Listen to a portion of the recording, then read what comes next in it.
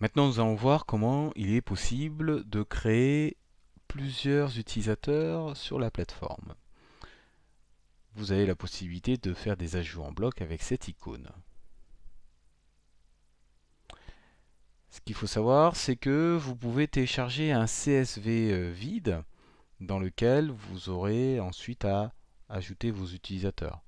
Si je clique ici sur télécharger le CSV,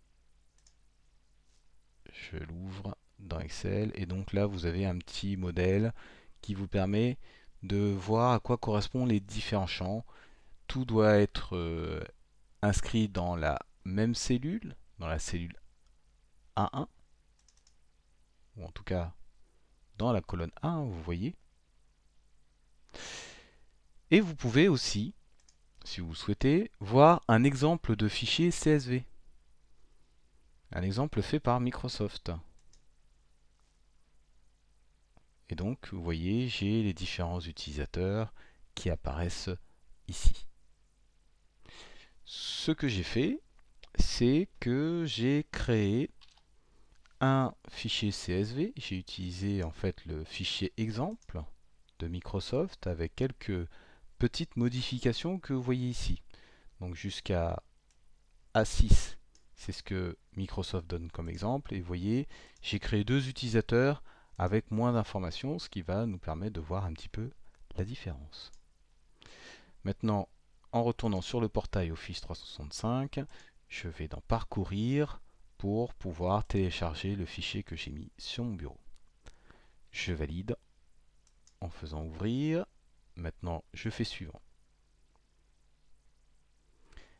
Il m'a importé tous mes utilisateurs avec aucune erreur. Et donc, vous voyez, même si vous n'avez pas rempli tous les champs, vous pouvez quand même importer les utilisateurs. Il faut juste remplir les premiers champs qui sont obligatoires. Vous pourrez vous référer au fichier CSV que j'ai créé. Donc, je fais suivant. Maintenant, je peux définir si les utilisateurs peuvent utiliser les services, et c'est-à-dire attribuer une licence. Je vais juste mettre ici qu'on est bien en France. Je fais suivant. Vous voyez les services que je peux attribuer. Donc je vais mettre tous les services pour tout le monde, comme ça il n'y aura aucun souci. Je fais suivant. Ah oui, notez quand même que Microsoft vous dit le nombre de licences restantes avant l'import. Vous aurez aussi par mail une information vous indiquant le nombre d'utilisateurs, enfin si tout s'est bien passé, et également les mots de passe. Très important, puisque dans l'import, comme on l'a fait, les utilisateurs ont un mot de passe qui a été généré automatiquement par Microsoft. Je valide en faisant créer.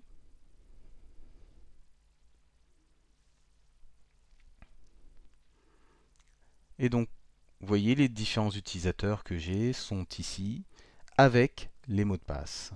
Je vais l'enfermer. Donc la commande s'est bien passée et vous voyez, j'ai mes différents utilisateurs. Donc vous voyez, il y a un petit souci au niveau de l'affichage. Ça peut arriver avec Office 365. C'est les caractères spéciaux. Des fois, ça ne s'affiche pas très bien, mais en l'occurrence, là, pour cette adresse mail, il n'y aura pas de souci. Je vais dans mes messageries maintenant pour voir ce que me dit Microsoft à ce sujet, hein, sur tous les comptes que j'ai créés jusqu'à présent. Donc je choisis le bon format. Voilà. Donc comme c'est la première fois que j'utilise Outlook, il est en train de configurer ma messagerie.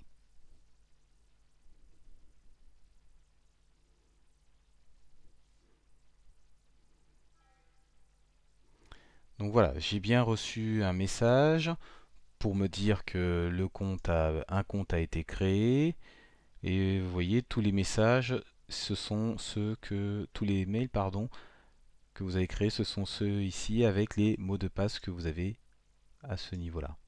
Et ces mots de passe, c'est ceux que vous allez pouvoir communiquer à vos utilisateurs qui ensuite vont pouvoir mettre leur propre mot de passe.